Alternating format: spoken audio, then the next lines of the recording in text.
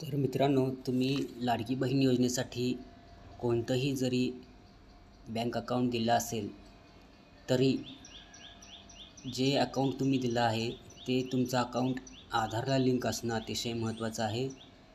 जसं की तुम्ही दिलेलं अकाउंट एक असेल आणि तुमचं आधार सेडिंगला अकाउंट जर दुसरं असेल, तर तुमचं जे आधार कार्डला बँक अकाउंट सीडिंग झालेलं आहे, त्याच सीडिंग झालेल्या अकाउंटवर तुमचे पैसे येणार आहेत.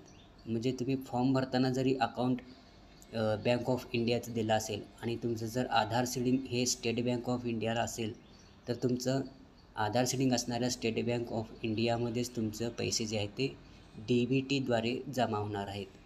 तर तुमचं अकाउंट DBTसाठी जे आहे ते कशाप्रकारे कुठलं अकाउंट लिंक आहे ते बघायचं असेल, तर तुम्हाला सगळ्यात पहिल्यांदा UIDAI म्हणजेच आधारच्या वेबसाईटवर यावं लागेल. त्यासाठी तुम्हाला गुगलवर असं सर्च करायचं आहे UIDAI. सर्च केल्यानंतर इथं आपल्याला क्लिक करायचं आहे. क्लिक केल्यानंतर आपल्याला अशा प्रकारे ही आधारची जी वेबसाईट आहे ती ओपन झालेली दिसेल. तर आपल्याला वेलकम या इथं आपल्याला क्लिक करायचं आहे. या इथं क्लिक केल्यानंतर आपली वेबसाईट जी आहे ती पुढं जाऊन जी आहे ती ओपन होईल. पुढं ही वेबसाईट अशा प्रकारे ओपन होईल. अशा प्रकारे ओपन झाल्यानंतर आपल्याला वरच्या बाजूला इथं 3 जे आहेत ते रेषा दिसतील, त्या तिथं आपल्याला क्लिक करायचं आहे. तिथं क्लिक केल्यानंतर आपल्याला माय आधार हा पहिल्यांदा ऑप्शन दिसेल, तिथं क्लिक करायचं आहे.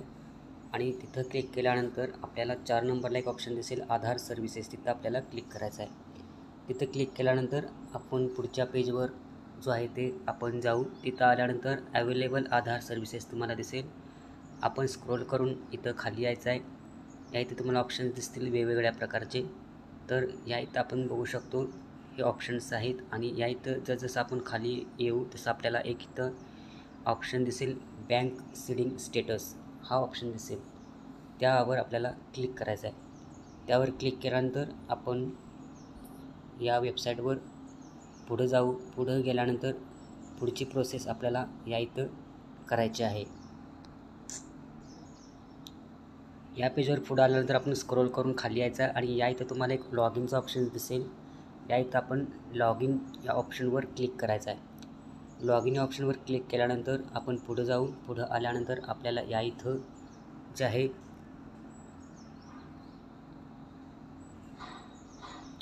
या इथं आपल्याला ज्या व्यक्तीचं बँक स्टेटस आधार सीडिंगचं चेक करायचं आहे, त्या व्यक्तीचं आपल्याला या इथं आधार नंबर टाकायचा आहे, इथं कॅप्चा टाकायचा आहे आणि लॉग इन विथ OTP यावर क्लिक करायचं आहे.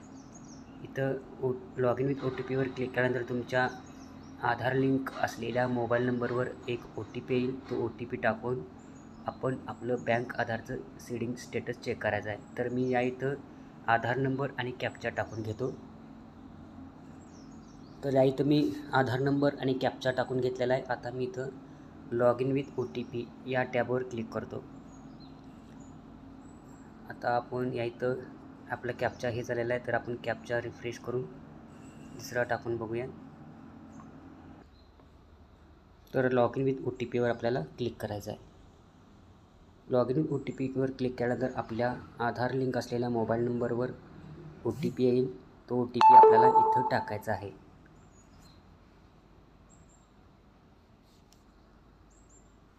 तर मी या इथं OTP टाकलेला आहे. तर आपल्याला इथं लॉग इन करायचं आहे.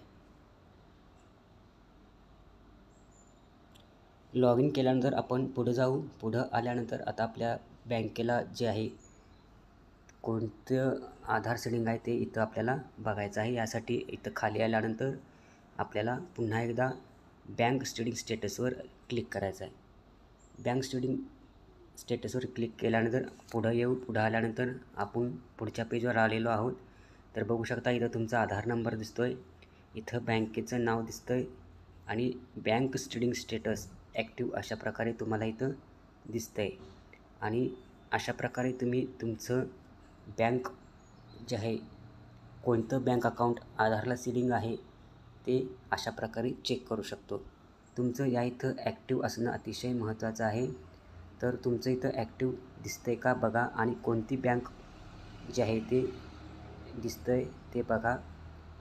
म्हणजे या इथं तुमच्या आधारला जी बँक लिंक असेल त्याच बँकेमध्ये तुमचे लाडकी बहीण योजनेचे 1500 रुपये जे आहे ते जमा होणार आहे. तुम्ही जर बँक अकाउंट वेगळं दिलं असेल आणि तुमचं आधार लिंक बँकेला वेगळा असेल लिंक, तर ज्या बँक आधारला तुमचं बँकेच्या अकाउंटला आधार लिंक आहे DBT, त्याच अकाउंटवर तुमचे पैसे जमा होणार आहेत. तर यासाठी तुम्हाला तुमच्या बँकेला आधार कुठलं सेटिंग आहे बघायसाठी अशा प्रकारची प्रोसेस तुम्ही करून बघा. तुमचं बँक कोणतं आहे ते तुम्हाला इथं समजून जाईल. तर अशा प्रकारे तुम्हीसुद्धा तुमचं आधार सीडिंग बँकचं बघू शकता.